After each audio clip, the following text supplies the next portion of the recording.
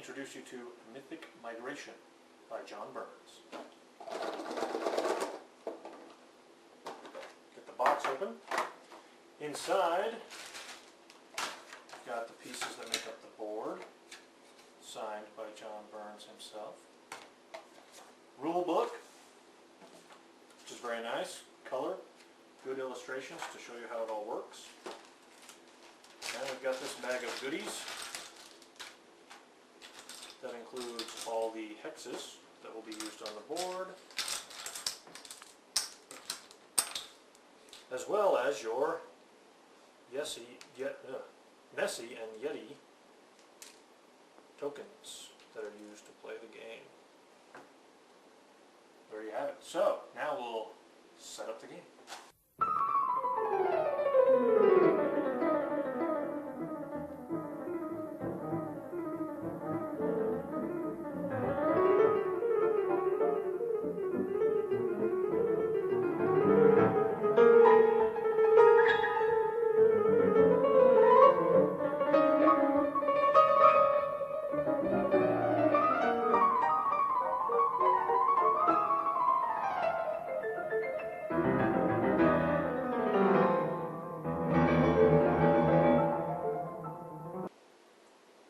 Okay, so now we've got the board set up. Then what you need to do is decide whether you're going to take the Yetis or the Nessies. In a two-player game, you get 3. So if you are the Yetis and I am the Nessies, these are nice tokens. They're double-sided, different colors on each side. That way, you can play the 4-player game. And we'll talk about that in a little bit. But green for the Nessies and purple, and then for the Yetis we've got black and white.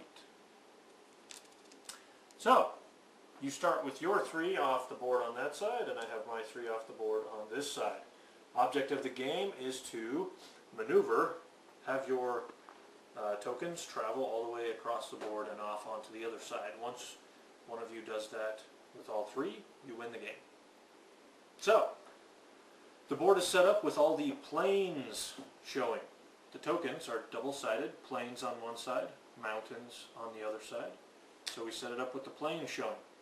The Yetis can only move across touching the mountain tokens, and the Nessies can only move through the water, which is underneath. So, you will be taking actions on your turn to make space that you'll be able to move across and actually moving your tokens across. So the way it's played out is that on your turn you get 2 actions. Actions consist of moving tokens, or hexes, excuse me, or moving your tokens.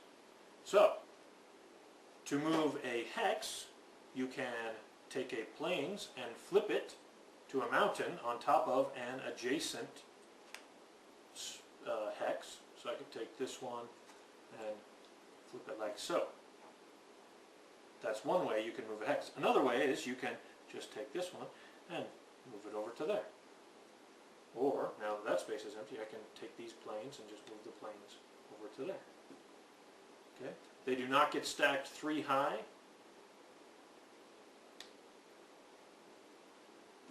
And if you are moving it back to single depth, then you just turn it back to the plane side. Okay, so that's moving hexes.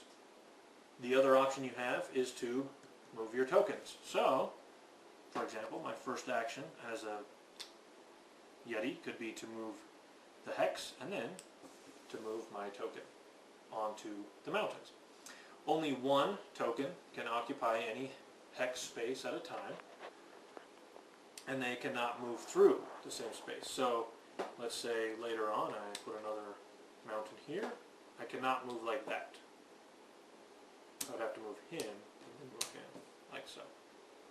Okay, there's some rules of movement. Okay, so the Yetis, or the Nessies, I could move this over and move this here. Again, through the water or on the mountains. Another rule with moving hexes is that you can't smash your opponent, like so. That is an illegal move of the hex. So you can kind of stop people from being able to move certain hexes by getting your piece in the way. So this is a mounted. Then as the Nessies, I cannot put this back over here. It's kind of safe there because the Yeti is occupying the space. Okay, so each of those is one action on your turn. On your turn, you get 2 actions.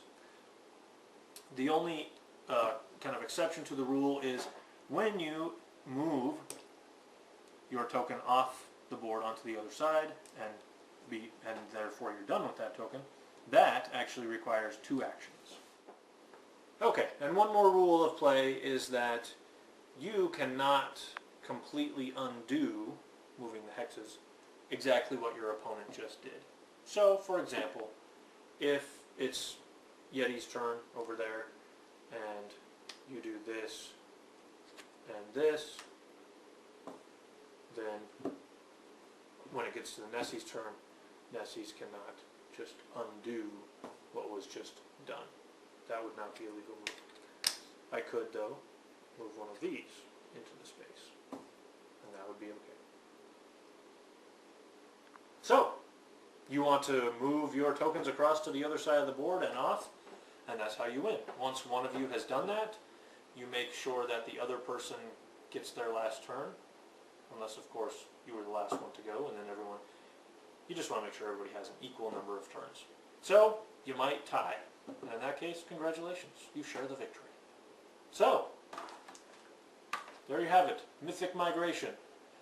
Very great strategy game. You can find other 4-player variants, ways to make the game a little more difficult, kind of an intermediate level of play. What I've shown you here is kind of the basic 2-player version of the game. But check out the website and get yourself a copy and enjoy Mythic Migration.